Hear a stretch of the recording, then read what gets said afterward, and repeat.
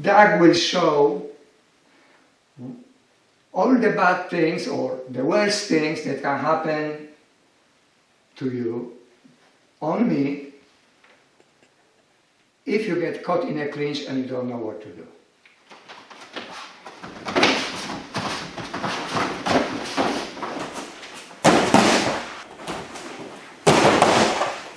So there, once I had his back, I easily could have suplexed him, and if we were not on a mat, that's a bad day for my friend here. It's like if that would be done on hard ground and I survived, it would be a good chance that I would regret surviving. So imagine that. So next one.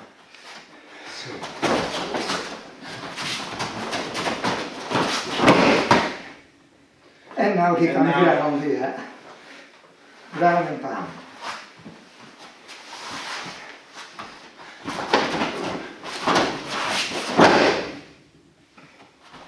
And then again that could ground and pound.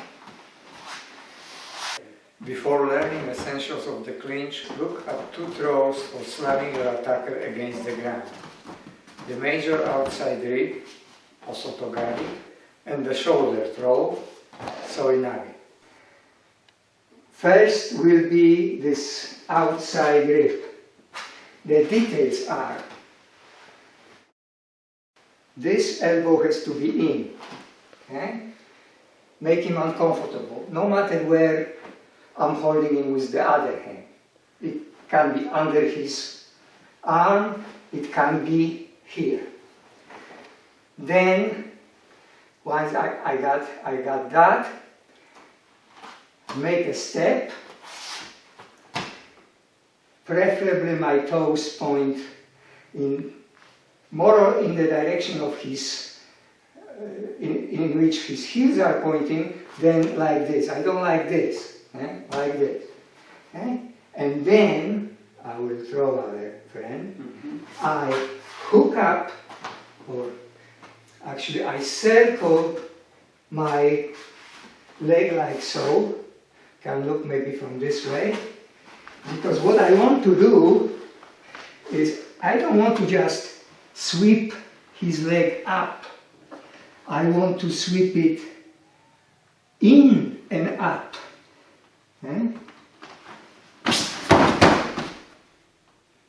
I will show it very slow, show the mechanics. So, elbow in, step,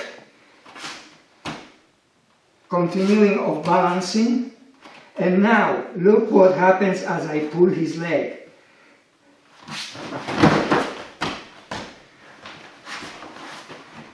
As his thighs spread, as his thighs abducted, he loses balance very easily. It's very difficult to regain. If we do it with single arm clinch, same thing. I wait, I create a situation by walking, I'll show it in a moment, that I can make a step here. So he's about to, his center of gravity is about to go beyond his heels. Up, and now I will pull towards myself and at the same time lean forward and lift my leg.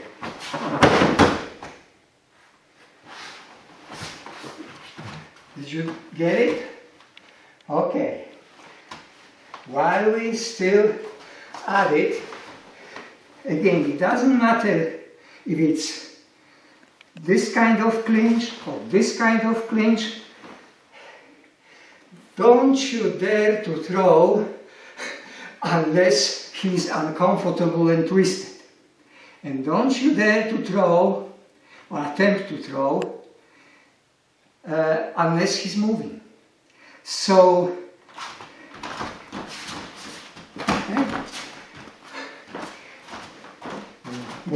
okay, so here, always given a chance and choice, attempt your throw where he is in motion and you control that motion. You can make him move a little faster, for instance, because otherwise the chances of him countering are greater than otherwise. While we are adding a bonus point about the technique, we are standing here more or less square back. Always this, always keep him crooked. You can do this throw without going here. You can do it like this. He's spinning. You have no way of moving him or can move him only very little. You can put his weight on his leg. Now hook, hop, and do that hooking, lifting action. Second, very easy and very important for the clinch throw, the shoulder throw. The easiest and the most suitable for clinch way is this. Elbow, his elbow in, is as usually uncomfortably twisted. Here or here, if he doesn't have clothes, you can just hold on here, and all you have to do is pull him slightly forward and down, and then go up. Just don't place your leg over or tie over your partner's knee. This would be not good. Very non-glamorous way of throwing.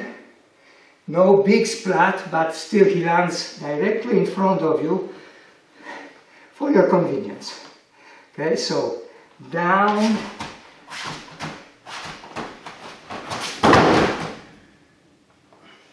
so you can crack his floating ribs and so on. While we are at it, I will show an error. And it's a pretty gross error. It's like 2 to 3 errors at one go. I will do it slowly, keep taping. We are in the clinch. Let's say he tries to get my arm, and I got, let's stand, and I got his arm here. And instead of doing this and doing something, keeping like this, some other way, instead of doing that, I'm so happy I got this grip that I dive onto my knees. Now slow, like this. And I will get up and see what happens. The throw is usually weak. He can quickly turn. We'll do that again. And in fact, if he's not quick enough, once he's on his knees, I'll have his back. I will do it at easy speed, and that will show simplest counter like choke or just take back. Okay, so here, okay.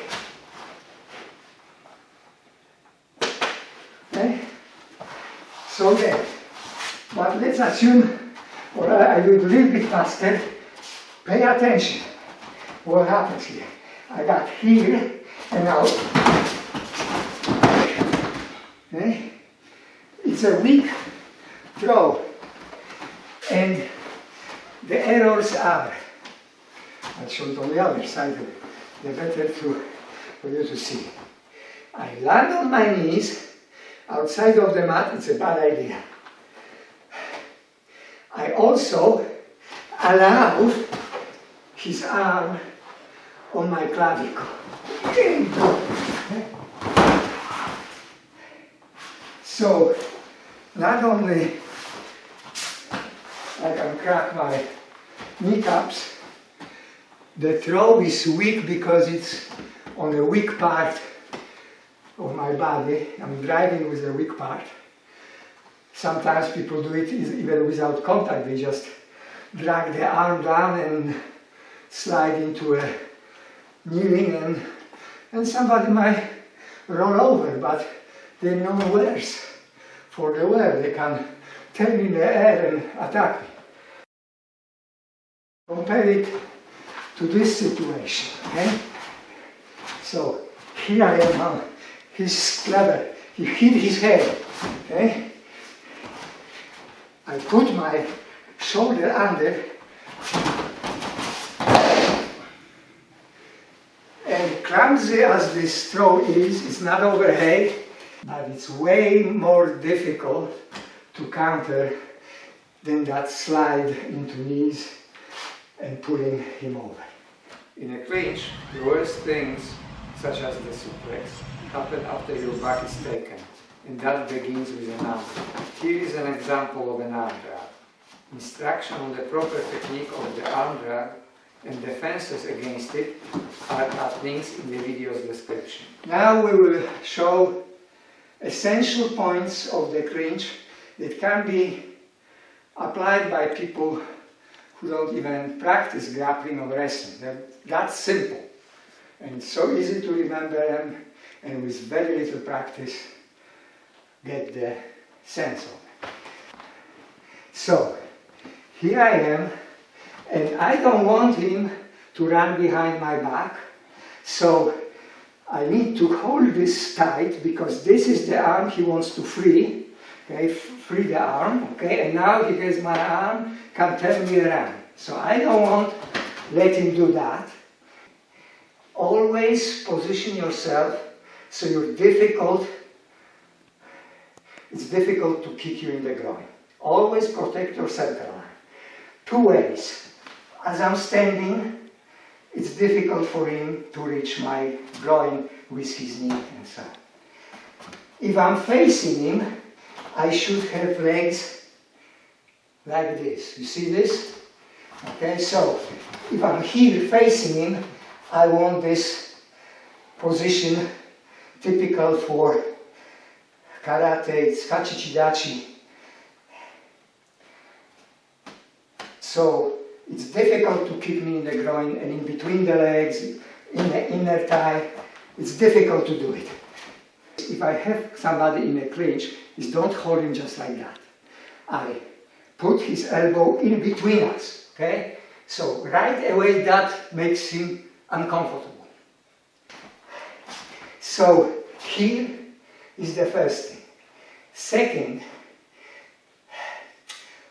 to denying use of this arm for arm dragging, I will do this. Maybe I will turn and show what happens from here. To control this arm well, I try to put my shoulder practically in his armpit.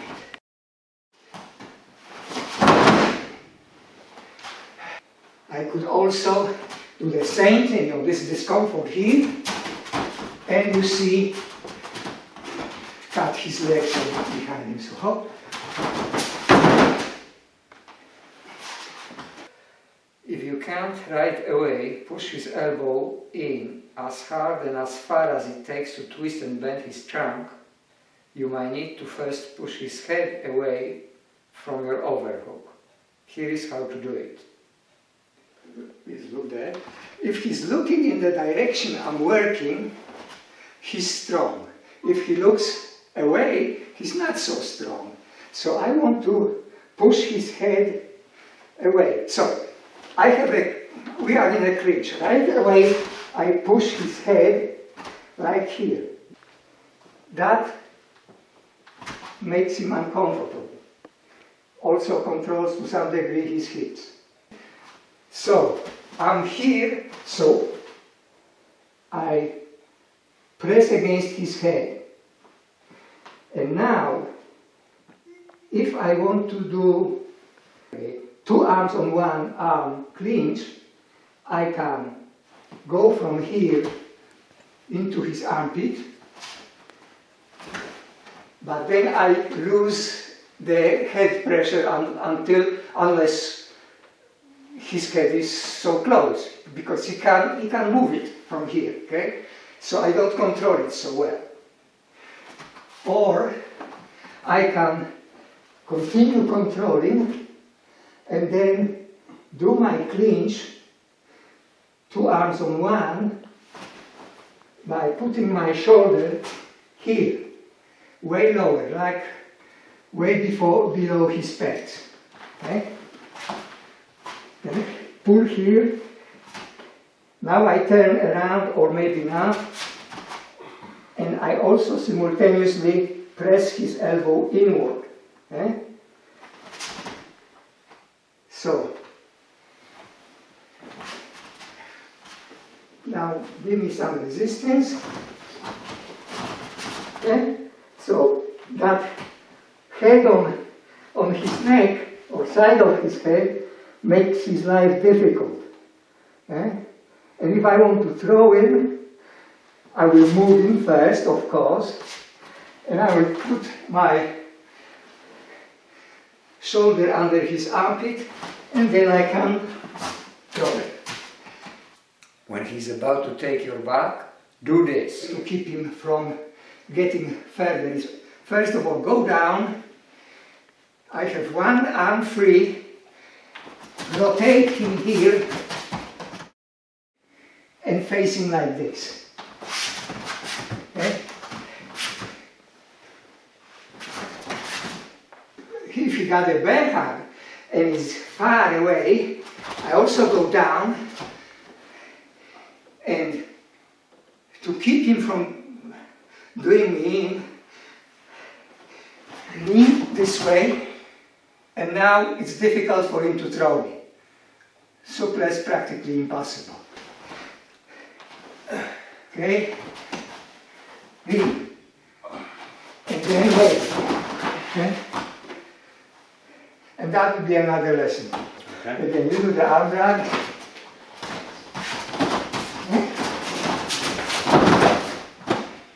Okay. So that gives you an idea how quickly you have to immobilize him by going down and leaning. Let's try it again. We'll do full speed. I'll let you do it arm drag.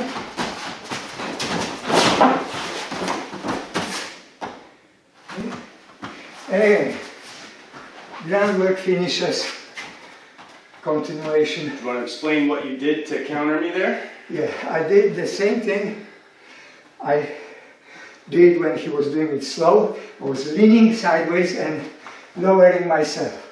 And if this is enough, fine. If I need to go down, I'll go down. I just don't want to allow him behind my back while I'm still standing, because then I fly.